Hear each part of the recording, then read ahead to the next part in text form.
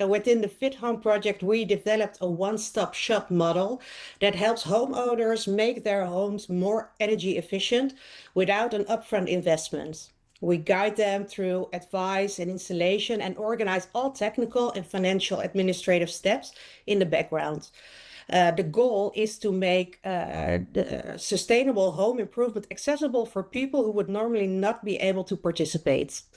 And a key part of our approach is that we start early on in the process with a precise heat loss calculation.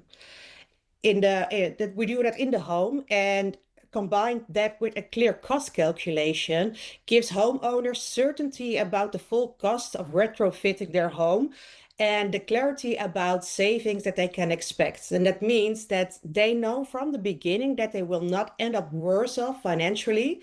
And in many cases, a positive business case can be achieved after a comprehensive energy upgrade.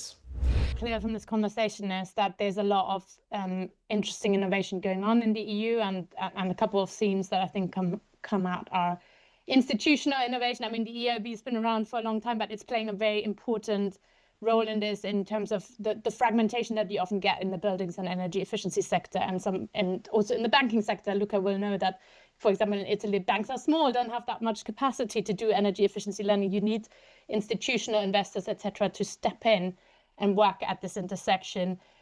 The other theme was around, I think, also regulatory certainty. That's incredibly important. Some of the work we've done in Denmark and Poland, looking at case studies on delivering energy efficiency and buildings decarbonization, has shown that the fact that the EU has a long-term certainty around its energy efficiency framework, but also sustainable finance taxonomy, has brought actors together in different ways and create and be innovative.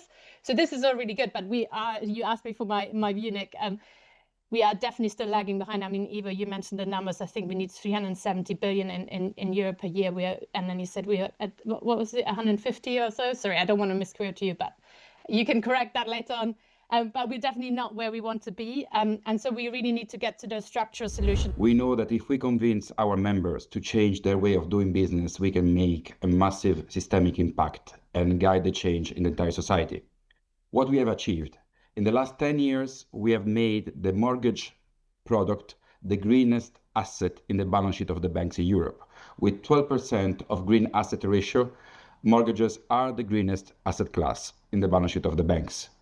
We have a capacity to deliver 9 trillion of assets into the market in Europe, and this can change really the balance sheet of the banks, but also the life of millions of citizens. We need to retrofit in Europe 200 million of dwellings, houses. So we need to make this convenient for citizens.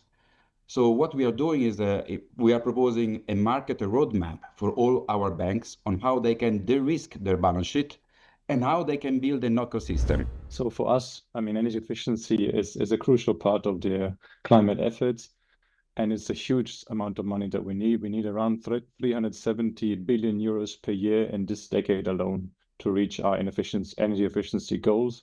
But we don't really see this amount as a cost. We rather see it as an investment, a way to make ourselves more competitive, more resilient, more secure.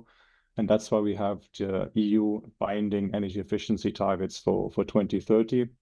Over the past 20 years, we've had a whole ecosystem of legislation composed of the Energy Efficiency Directive, the Buildings Directive, product and eco-design energy labels, and altogether they have allowed us to save around 27% of our energy use over the last 20 years. So quite a huge amount. And why do we have that? We have that because the EU remains very energy dependent. We import around 1 billion euros worth of fossil fuels every day, give or take. And that's where every euro we can save, thanks to energy efficiency measures, is directly a competitive and security advantage. And of course, it's also required for our climate targets. We have dedicated a specific initiative to double our lending volumes pledge for the next 3 years for SMEs in order to accelerate their implementation of energy efficiency technologies. We are expecting to benefit more than 350,000 companies over the next few years, doubling our group financing. First, because we think that the energy is not only the cleanest, cheapest, and safest energy, but it is also part of the joint decarbonization and competitiveness agenda.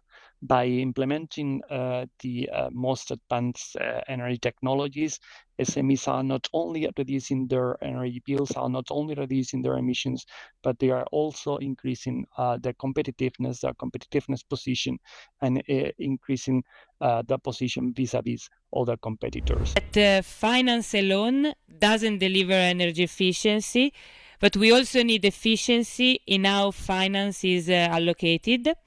And we have to increase productivity of the sector and the number of interventions completed to have a concrete environmental and social impact. And this is where Cosmerino project comes in, and this is also where the international Energiesprong movement, led by Edera in Italy, is a game changer. Energiesprong works mostly on enabling industrialized and off-site renovation.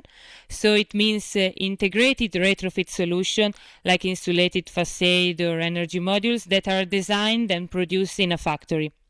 So then the installation at the building place is very fast. Across Europe, in the Netherlands, France, United Kingdom, Germany and Italy, more than 30,000 homes have already been renovated using this approach, which saved up to 50% of time on site, and it proved better performances with respect to traditional projects.